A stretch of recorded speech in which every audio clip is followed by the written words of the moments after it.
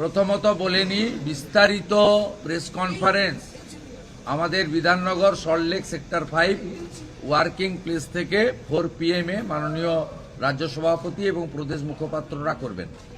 সেখানে ডিটেলসে মাননীয় রাজ্য সভাপতি শ্রমিক দা জানাবেন। আমি এখানে মূল বিষয়গুলো শ্রমিক দা আমাকে দায়িত্ব দিয়েছেন, আমি বলবো। আমি প্রথমে সভাপতিকে বলবো, তিনি একটু বলে তারপরে আমাকে দিন। না, যা বলার শুভেন্দু অধিকারী বলবেন, কারণ খুব তাড়াতাড়ি আছে। ও ক্যাম্পেইন থেকে উঠে এসেছে, এখনই ভবানীপুর যাবে। আমরা এখানে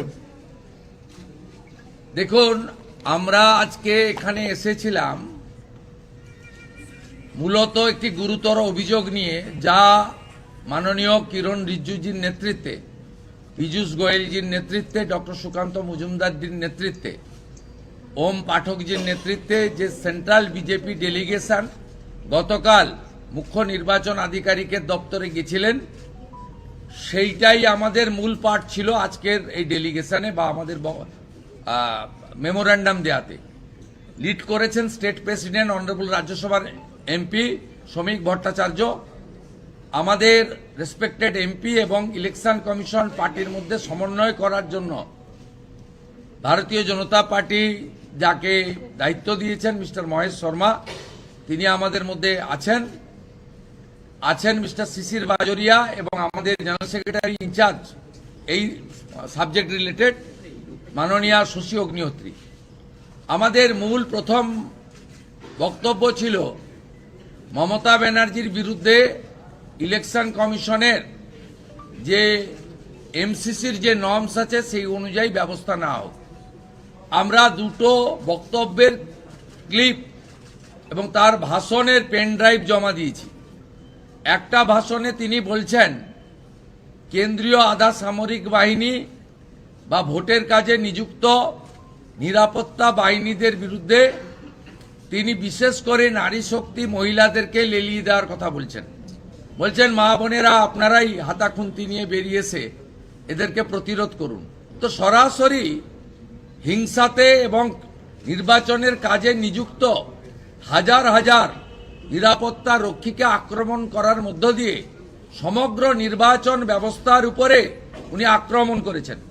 দ্বিতীয়ত বলছেন ভারতীয় জনতা পার্টির কর্মীরা আপনারা জেনে রাখুন 4 তারিখের পরে পোস্টার দিয়ে বলতে হবে যে আমি বিজেপি করি না।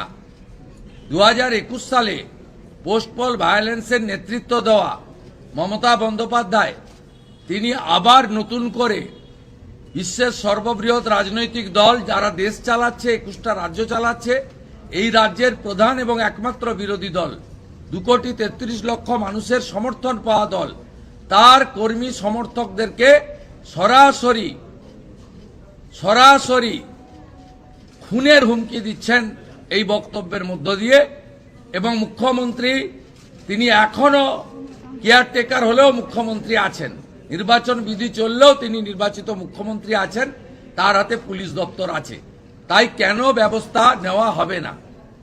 আমরা বিগত দিনে দেখেছি রাহুল সিনহা থেকে অভিজিৎ গাঙ্গুলি সকলের বক্তব্যের মিসকোট করে তৃণমূল অভিযোগ করলে আপনারা কাউকে 3 দিন, কাউকে 2 দিন, কাউকে 1 দিন নির্বাচন প্রচারে ব্যান করে দেন। মমতা ব্যানার্জিকে কেন আপনারা ব্যান করবেন না, ব্যবস্থা নেবেন না?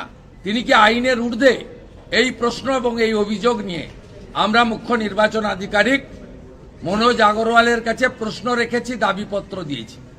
দ্বিতীয়ত আমরা কয়েকটা বিন্দু বলেছি যে আপনি চিফ সেক্রেটারি ডিজিপি আপনারা কিছু অর্ডার নামাচ্ছেন, সেই অর্ডার নিচে কার্যকর হচ্ছে না।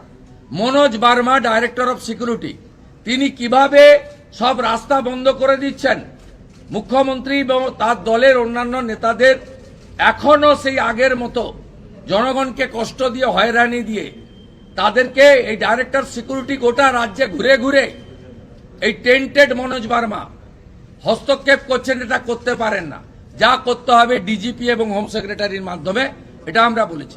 ট্রান্সফার হওয়া সত্ত্বেও জঙ্গিপুরের এসপি মেহেদি হাসান, পশ্চিম মেদিনীপুরের এসপি পলাশ ঢালি কি করে এসপি বাংলো আটকে রেখে সেখানে ইলেকশন কমিশন পাঠানো এসপির কাজে হস্তক্ষেপ করছে এ প্রশ্ন তুলেছি। এসটিএফ এ বসে থাকা জাভেদ শামীম, আইবিতে বসে থাকা বিনীত গোয়েল কেন এখনো শ্রমিক ভট্টাচার্য, শুভেন্দু অধিকারী থেকে শুরু করে মন্ডল স্তরের বিজেপি কার্যকর্তার ফোন এবং লোকেশন ট্র্যাক করছে? সে অভিযোগ আমরা দিয়েছি, আমাদের কাছেও পাল্টা তথ্য প্রমাণ আছে। অবিলম্বে সিআইডি, এসটিএফ, আইবি এবং ডাইরেক্টর অফ সিকিউরিটিতে ইলেকশন কমিশনের হস্তক্ষেপ আমরা দাবি করেছি। এমসিসি চলাকালীন পশ্চিম মেদিনীপুর, পশ্চিম পাঁশকুড়ার বিজেপি প্রার্থী সিন্টু সেনাপতিকে সিআইডি ডাকে কিভাবে? জেলে থাকাকালীন বিজেপি নেতা রাকেশ সিং এর বিরুদ্ধে হেয়ার স্ট্রিট থানায় 25 মার্চ মামলা হয় কি করে? এই প্রশ্নগুলো আমরা তুলেছি। তার সাথে সাথে মাননীয় রাজ্য সভাপতি সল্টলেকে এমন 25-30 জন ভোটারের নাম দিয়েছেন যাদের অস্তিত্ব নেই, অথচ তারা 7 নম্বর ফর্ম জমা দেওয়া সত্ত্বেও ভোটার তালিকায় রয়ে গেছে। এই বিষয়ে প্রামাণ্য এবং তথ্য, একটি বিশেষ সম্প্রদায়ের ধর্মীয় আস্তানা থেকে তাদের নাম রাখা হয়েছে, সেটা ডিটেলসে ডকুমেন্ট সহ উনি 4টের সময় আপনাদের দেবেন। আর ফর্ম 6 নিয়ে তৃণমূল যে মিথ্যাচার করে গেছে তার উত্তর শিশির বাজোরিয়াজি আজকে তথ্য প্রমাণ সহ আমাদের নির্বাচন আধিকারিককে দিয়ে গেছে। এই ছিল মূল আমাদের বিষয়।